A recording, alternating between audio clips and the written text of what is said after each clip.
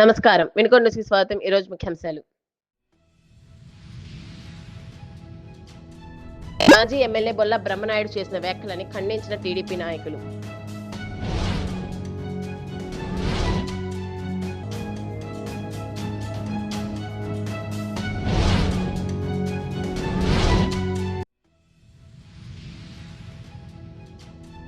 కొనసాగుతున్న సొసైటీ ఉద్యోగుల నిరసన డిమాండ్ల సాధనకు ఆమరణ దీక్ష కూర్చోవడానికి సిద్ధంగా ఉన్నట్లు తెలిపిన రాష్ట్ర సహకార ఉద్యోగుల సంఘం జేఏసీ నాయకులు ఏరువ వెంకటనారాయణ.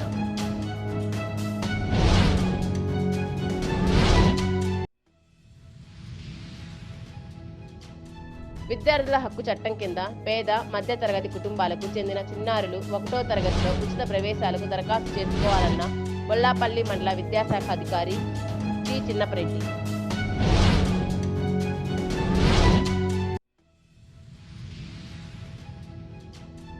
మాజీ ఎమ్మెల్యే బొల్ల బ్రహ్మనాయుడు చేసిన ఆరోపణలను టీడీపీ నాయకులు ఖండించారు. వినుకొండ పట్టణంలోని టీడీపీ కార్యాలయంలో ఏర్పాటు చేసిన విలేకరుల సమావేశంలో వారు మాట్లాడుతూ టీడీపీ హయాంలో తెచ్చిన జీవోలను తామే తెచ్చామని బొల్ల బ్రహ్మనాయుడు చెప్పడం ఆయన అజ్ఞానానికి నిదర్శనమన్నారు.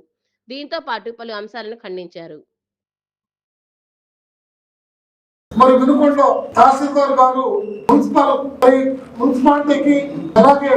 మున్సిపాలిటీకి అప్పగించడం జరిగింది. అది రాతపూర్వకంగా ఒక ధ్రువపత్రం రూపంలో అప్పగించిన వారి సంతకం, స్వాధీనపరుచుకున్న వారి సంతకం కూడా క్లియర్ గా మరి జీవో రూపంలో ఇవ్వటం జరిగింది.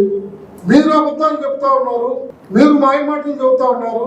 మరి మేము తెచ్చిన జీవోని మీరు వర్గీకరించి 2020లో మేము తెచ్చిన జీవోని వాళ్ళు తెచ్చినట్టుగా చెప్తా ఉన్నారు. పాదాభివందనం చంద్రబాబు గారికి కాదు, జగన్మోహన్ రెడ్డికి చేయండి అని ఆ విధంగా మాట్లాడటం చాలా సిగ్గుచెట్టైన విషయం. ఒకసారి మీరు ఏం మాట్లాడుతున్నారో ఏదో అర్థం చేసుకోవాల్సిన అవసరం ఉంది. అలాగే వైసీపీ వాళ్ళకి ఇస్తున్నారు అని అంటున్నారు. బాగా కష్టపడి పనిచేసిన వాళ్ళకి వినుకొండ మార్కెట్ యార్డ్ చైర్మన్ మా సోదరుడు మురళీకృష్ణ యాదవ్ గారికి ఇవ్వటం జరిగింది. Eepur market yard chairman Jarapala Govinda Nayak గారి భార్యకి ఇవ్వటం జరిగింది. ఫస్ట్ నుంచి కష్టపడేటువంటి సీనియర్ నాయకులు, బీసీ ఎస్టీ సామాజిక వర్గానికి సంబంధించినటువంటి తెలుగుదేశం పార్టీ నాయకులకి అధిష్టానం గుర్తించి పదవులు ఇవ్వటం జరిగింది. మీ ప్రభుత్వంలో లాగా పైరవీలు చేస్తే మా పార్టీలో పదవులు రావు. దానికి ఒక క్రమశిక్షణ, ఒక పద్ధతి, ఐవీఆర్ సర్వే ద్వారా ప్రజల అభిప్రాయం తెలుసుకొని పదవులు ఇవ్వటం జరుగుతుంది తప్ప ఏదో సిఫార్సు చేసిన వాళ్ళకి పదవులు ఇచ్చేటువంటి సాంప్రదాయం తెలుగుదేశం పార్టీలో లేదనేది మీకు తెలుసుకోవాలి. అలాగే 1983 నుండి పార్టీ ఆవిర్భావం నుండి పార్టీ కోసం తెలుగుదేశం పార్టీలో అనేకమైనటువంటి పదవులు చేస్తూ గ్రామ సర్పంచ్గా, ఈపూర్ మార్కెట్ యార్డ్ చైర్మన్ గా, పార్టీ పదవుల్లో గ్రామ పార్టీ అధ్యక్షుడి నుంచి మండల పార్టీ కార్యదర్శి, మండల పార్టీ అధ్యక్షుడు, జిల్లా పార్టీ అధికార ప్రతినిధి, రాష్ట్ర తెలుగుదేశం పార్టీ కార్యనిర్వాహక కార్యదర్శిగా అనేక పదవులు చేస్తున్నటువంటి సందర్భంలో నాకు కూడా అధిష్టానం గుర్తించి జీవి ఆంజనేయులు గారి నాయకత్వంలో ఏపీఎస్ఐడిసి డైరెక్టర్గా నాకు కూడా పదవి ఇవ్వడం జరిగింది. అలాగే మా సోదరుడు రాపర్ల జగ్గారావు గారు పార్టీ కోసం కష్టపడ్డాడు. 3 పర్యాయాలు మండల తెలుగుదేశం పార్టీ అధ్యక్షుడిగా పనిచేశారు, ఎంపీపీగా పనిచేశారు వాళ్ళ కుటుంబంలో. ఆ విధంగా కష్టపడేటువంటి వ్యక్తులకి వారికి కూడా రాష్ట్ర స్థాయిలో ఒక ఏపీ ఐడిసి డైరెక్టర్గా మరి వారికి కూడా మరి ఒక డైరెక్టర్ పోస్ట్ని కూడా ఇవ్వటం జరిగింది. ఆ విధంగా కష్టపడ్డ వాళ్ళకి సామాజిక వర్గాల ప్రాతిపదికన తెలుగుదేశం పార్టీలో గుర్తింపు ఇవ్వటం జరిగింది తప్ప వైసీపీ వాళ్ళకి పదవులు ఇవ్వాల్సిన అవసరం తెలుగుదేశం పార్టీకి కానీ తెలుగుదేశం పార్టీ నాయకత్వానికి కానీ లేదనే విషయం ముందుగా మీరు తెలుసుకోవాల్సిన విషయం. అలాగే సెంట్రల్ బ్యాంక్ చైర్మన్ గారు ఉన్నారు. వారు గ్రామ పంచాయతీ సర్పంచ్ గా పనిచేశారు. వారి కుటుంబం రాజకీయ నేపథ్యం కలిగినటువంటి కుటుంబం. ఎంపీపీగా పనిచేశారు, జడ్పీటీసీగా పనిచేశారు, ఈ నియోజకవర్గంలో శాసనసభ్యులుగా పనిచేశారు. అంటే ఎవరి హయాంలో వచ్చినట్టు అది ఎన్ఎస్పి కాలనీ స్థలము మున్సిపాలిటీకి ఎవరి హయాంలో వచ్చినట్టు? ఎవరి కాళ్ళకి మొక్కాలి? జీవి ఆంజనేయులు గారు జగన్మోహన్ రెడ్డి గారి కాళ్ళకు మొక్కాలా? లేకపోతే బ్రహ్మనాయుడు గారు చంద్రబాబు నాయుడు గారి కాళ్ళకు మొక్కాలా? లేదు, 2019 కంటే ముందు 2017, 2018 లో మీరేమన్నా జీవో ఏమైనా తీసుకొచ్చారా? అప్పుడు మా గవర్నమెంట్ ఉంది. 14 నుంచి 19 వరకు ఏమైనా తీసుకొస్తే ఆంజనేయులు గారే తీసుకురావాలా? మరి మీరు ఎలా ఓన్ చేసుకుంటారు? ఎన్ఎస్పి కాలనీ సైట్ ని మీరు ఎలా ఓన్ చేసుకుంటారు? ఎందుకు అసత్యాలు మాట్లాడుతున్నారు? మీరు చేసింది ఏమైనా ఉంటే చెప్పుకోండి, పర్వాలేదు. పావలా చేస్తే ఇంకో కొంచెం కలుపుకొని ముప్పావలా చేసుకోండి, చెప్పుకోండి, తప్పులేదు. అసలు పూర్తిగా వాస్తవాన్ని వక్రీకరించి అవాస్తవాలుగా చిత్రీకరించడం అనేది సమంజసం కాదు. వినుకొండ ప్రజలు గమనిస్తున్నారు. అందుకనే ఈ సబ్జెక్ట్ ని తీసుకునే 2019 ఎలక్షన్స్ కి వెళ్ళామండి. జీవి ఆంజనేయులు గారి నాయకత్వంలో 2019 ఎలక్షన్స్ కి వెళ్ళి ఓట్లు అడిగాం. కానీ అప్పుడు మీ వైపు ఉన్నారు ప్రజలు. ఏదో మీరు చెప్పింది గుడ్డిగా నమ్మారు, ఏదో డెవలప్మెంట్ చేస్తారని చెప్పి నమ్మారు, మీకు గెలిపించారు. సరే, జీవి ఆంజనేయులు గారు తీసుకొచ్చారు. మీరు ఏం చేశారు? అక్కడ ఉన్న వాళ్ళని కొంతమందిని ఖాళీ చేసి ప్లే గ్రౌండ్ గా పెట్టారు. ఇంకంతకంటే డెవలప్మెంట్ ఏమైనా చేశారా? షాపులు వేలం పాట వేయడానికి పెట్టారు. 11 లక్షలు 14 లక్షలు ఒక్కొక్క షాపు అని చెప్పి పెట్టారు. దాన్ని వ్యతిరేకించారు, జీవి ఆంజనేయులు గారు వ్యతిరేకించారు, మేము కూడా వ్యతిరేకించాం. పేదవాళ్ళు 11 లక్షలు 14 లక్షలు పెట్టి కొనుక్కునేది వేలం పాటలో గుడ్ విల్ లో తీసుకునే స్తోమత ఉండదు. దాన్ని అక్కడ స్థలం డెవలప్మెంట్ ఏదన్నా చేసి, డెవలప్మెంట్ అంటే ఏదన్నా లైబ్రరీ కానీ, లేకపోతే ఆడిటోరియం కానీ, లేకపోతే ఒక స్టేడియం కానీ, ఒక పార్క్ కానీ ఏర్పాటు చేసి దాని చుట్టూ షాపింగ్ కాంప్లెక్స్ కట్టాలి అని చెప్పి ఆ రోజు జీవి ఆంజనేయులు గారు క్లియర్ గా చెప్పారు. కేవలం షాపింగ్ కాంప్లెక్స్ కోసం కాదు, అది ఏదన్నా వినుకొండకు సంబంధించి భావి తరాలకు సంబంధించి ఏదైనా మంచి డెవలప్మెంట్ కార్యక్రమం చేసి దాని చుట్టూ షాపింగ్ కాంప్లెక్స్ కట్టండి అని చెప్పి సలహా కూడా ఇచ్చారు. ఆ షాపింగ్ కాంప్లెక్స్ కట్టి తక్కువ ధరకి పేదవాళ్ళకు కూడా అందుబాటులో ఉండే ధరకి ఇవ్వాలని చెప్పి దానికి ఆ మాట కట్టుబడి ఉన్నాం. రేపు తొందరలోనే ఎన్ఎస్పి గ్రౌండ్ లో శంకుస్థాపనలు జరుగుతాయి. జీవి ఆంజనేయులు గారు అహర్నిశలు దాని మీదే ఉన్నారు. ఆ మాస్టర్ ప్లాన్ కూడా చాలా వరకు ఫైనల్ స్టేజ్కి వచ్చింది. మేము కూడా కూర్చున్నాం. ఈ రోజు వినుకొండ పట్టణంలో ఏ టీ స్టాల్ దగ్గర చూసినా, ఏ ప్రజానికానికి నలుగురు రచ్చబండ దగ్గర కూర్చున్నా ఏం మాట్లాడుకుంటున్నారంటే, ఈ బొల్లా బ్రహ్మనాయుడికి, మాజీ శాసన సభ్యులు బొల్లా బ్రహ్మనాయుడు గారికి మతి భ్రమించిందా? ఇలా మాట్లాడుతున్నాడు ఏంటి? గతంలో గంగినేని వెంకటేశ్వరరావు గారు కానీ, వీరప్ప నెలమందరావు గారు కానీ, శివయ్య గారు కానీ చాలా మంది మాజీ ఎమ్మెల్యేలుగా ఉన్నప్పుడు కానీ, ప్రతిపక్షంలో ఉన్నప్పుడు కానీ చాలా ఉందాతనంగా నియోజకవర్గ అభివృద్ధికి అహర్నిశలు శ్రమిస్తూ ఎక్కడగా వలగరగా మాట్లాడింది. వ్యక్తిగత దూషణలు అయితే ఎప్పుడు ఎక్కడా లేవు. ఈ బొల్లా బ్రహ్మనాయుడు వచ్చిన తర్వాతే ఈ నియోజకవర్గానికి దృష్టి పట్టిందని ప్రజలు అంటున్నారు. మాట్లాడితే ఆయన మాట్లాడలే నట బ్రహ్మ, నట విశ్వరూప. ఆయన నటన ముందు ఎటువంటి సినీ నటుడైనా సరే కిందకు పోవాల్సిందే. ఎందుకంటే కళ్ళబొల్లి మాటలు చెప్తూ, అబద్ధాలు చెప్తూ, అసత్యాలు చెప్తూ, ఈ రోజు ఏ అసత్యాలు అని చెప్పుకున్నామంటే 2019లో ఎన్ఎస్పిలో జీవో వస్తే నారా చంద్రబాబు నాయుడు గారు అలాగే మన ముఖ్యమంత్రిగా ఉన్నారు. ఆ టైంలో మన ప్రస్తుత ఎమ్మెల్యే జీవి ఆంజనేయులు గారు ఎమ్మెల్యేగా ఉన్నారు. షమీం ఖాన్ గారి యొక్క భార్య గారు మున్సిపల్ చైర్మన్ గా ఉన్నారు. వీరు టైంలో ఒక తీర్మానం జరిగి 2019లో వస్తే 2020లో వచ్చిందని మళ్ళీ ఇప్పుడు ఒక కొత్త జీవో పట్టుకొచ్చావు. నువ్వు మాట్లాడేది ఎక్కడైనా అబద్ధమని పబ్లిక్కే నవ్వుతుంది. ఆలోచించుకోవాలి బ్రహ్మనాయుడు గారు. అసలు మీరు జీవి ఆంజనేయులు గారి గురించి మాట్లాడటం చెప్పుకుంటే సిగ్గుచేటు అన్నట్టుంది మాకు. ఎలా ఉంది అంటే, రాష్ట్ర రాజకీయాల్లో వినుకొండ నియోజకవర్గం సపరేటు. ఎక్కడ అడిగినా ఒకే విధంగా చెప్పుకుంటారు. వినుకొండ జీవి ఆంజనేయులు గారు చేతికి కర్ణుడు, పేదవాడు ఎక్కడున్నా ఏదడిగినా చేసేవాడు, బడుగు బలహీన వర్గాలకు తోడుగుండా వెత్తే జీవి ఆంజనేయులు. పేదవాడు ఎవరుని ఎప్పుడొచ్చినా స్కాలర్షిప్లు కావాలన్నా, లేదా చిన్న అగ్ని ప్రమాదం జరిగినా, లేదు చదువుకుంటున్న విద్యార్థులకు సహాయపడాలన్నా ప్రతి నిత్యం ప్రజల్లో ఉండేవాడు. అందరికీ నమస్కారం.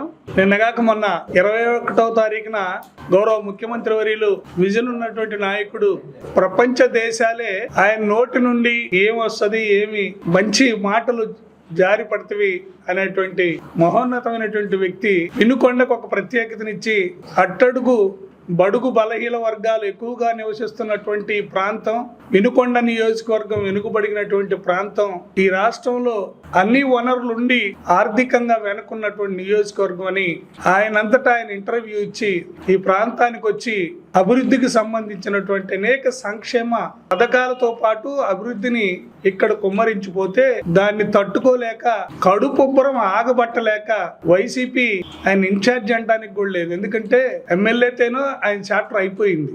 ఏదో ఊరికి ఒక మనిషి వైసీపీకి ఎవరో ఒకరు నోరున్నోళ్ళు డబ్బులున్నోళ్ళు జనాలకు అడ్డం తిరిగి మాట్లాడేవాళ్ళు ఒకళ్ళు కావాలి కాబట్టి ఆ బ్రహ్మనాయుడి ఊరిక జగన్మోహన్ రెడ్డి అట్లా పెట్టి ఆటాడిస్తారు.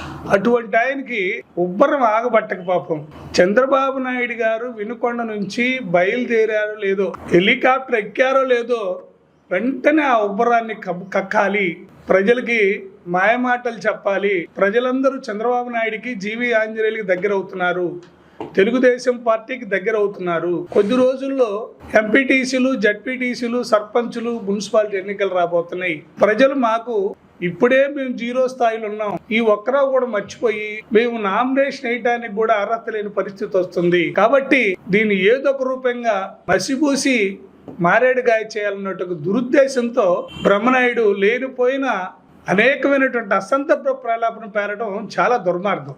ఇంకోటి ఏంటంటే ఆలోచించండి, పాపం జగన్మోహన్ రెడ్డి ఈయనకు మొత్తం ఎక్కించాడు. బ్రహ్మనాయుడు నీ పని అక్కడ అయిపోయింది, నువ్వేదో ఒక రకంగా చంద్రబాబు నాయుడిని లేకపోతే జీవి ఆంజనేయులు విమర్శించకపోతే నీకు మినిమం డిపాజిట్లు వచ్చే పరిస్థితి కూడా లేదు. ఎందుకంటే ఈయన చరిత్ర అంతా ఆయనకు తెలుసు.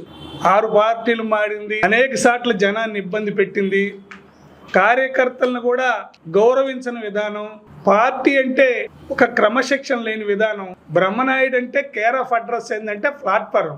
ఏ పార్టీలో ఫిక్స్డ్ ఉంటాడో లేదో తెలియదు. ఏ పార్టీ కొత్తగా వస్తే, ఏ పార్టీ ఫాలోయింగ్ లో ఉంటే, ఏ పార్టీ గెలుసుద్ది అనుకుంటే ఆ పార్టీలోకి పోయి పబ్బం గడుపుకొని ఏదో ఒక విధంగా ఎమ్మెల్యేని కావాలి, అసెంబ్లీకి పోయి ఏదో ఒక రోజు ఇలా కంటిన్యూగా మాట్లాడలేదు, సచ్చేయలేదు. ఎందుకంటే ఆయన నిన్న చెప్తా ఉన్నాడు, ఈయన మీదంటే పిల్లల్లో ప్రయోగిస్తున్నాడంట. మాట్లాడేటప్పుడు ఒక అర్థం ఉండాలి. నువ్వే ఒక పిచ్చుకవి, వాస్తవంగా చెప్తా ఉన్నావు, నువ్వే ఒక పిచ్చుకవి. నువ్వు మాట్లాడే అంశాల్లో ఒక్కటి కూడా అర్థం లేదు. నిరాధారం లేనటువంటి అసత్యాలను నువ్వు ప్రచారం చేస్తూ ఉంటావు. P4 అనే దాని మీద చంద్రబాబు నాయుడు గారు ఆదేశించారు, జీవి ఆంజనేయులు గారు అమలుపరిచారు. సరే, P4 అనేది పక్కన పెడదాం ఒక 10 నిమిషాలు. ముఖ్యంగా మా నాయకుడు ఆదేశించాడు కాబట్టి, మా అందరికి అధినాయకుడు చంద్రబాబు నాయుడు గారు ఆదేశించాడు కాబట్టి ఆదేశ అనుసారం మేము చేసాం.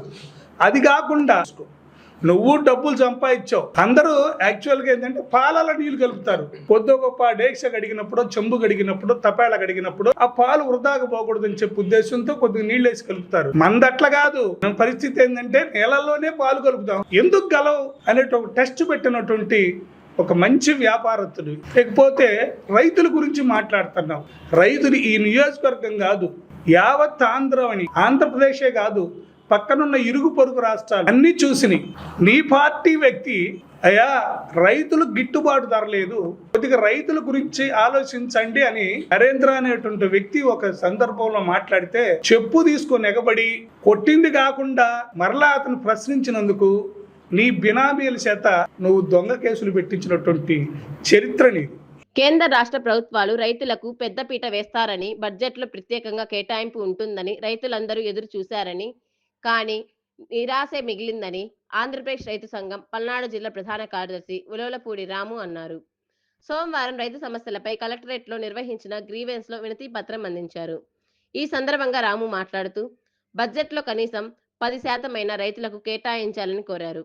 అదేవిధంగా వరగపూడి శాల పనులను ప్రారంభించాలని వినతి పత్రంలో కోరారు. విద్యార్థుల హక్కు చట్టం కింద పేద మధ్య తరగతి కుటుంబాలకు చెందిన చిన్నారులు 1వ తరగతిలో ఉచిత ప్రవేశాలకు దరఖాస్తు చేసుకోవాలని బొల్లాపల్లి మండల విద్యాశాఖ అధికారి జి చిన్నపరెడ్డి తెలియజేశారు. దీనికి సంబంధించి అన్ని ప్రైవేటు పాఠశాలల్లో 1వ తరగతిలో 25% సీట్లకు ఉచితంగా పేద విద్యార్థులకు ఇవ్వాలని సూచించారు. మార్చి నెల 10వ తారీఖులోగా వార్డు సచివాలయంలో గాని, మండల విద్యా కేంద్రంలోని మీ సేవా కేంద్రంలోని దరఖాస్తు చేసుకోవచ్చని తెలిపారు. 25% ఉచిత సీట్లలో ఎస్సీలకు 10%, ఎస్టీలకు 4%, బీసీ మైనార్టీలకు 6%, అనాథలకు 5% రిజర్వేషన్ కల్పించినట్లు తెలియజేశారు.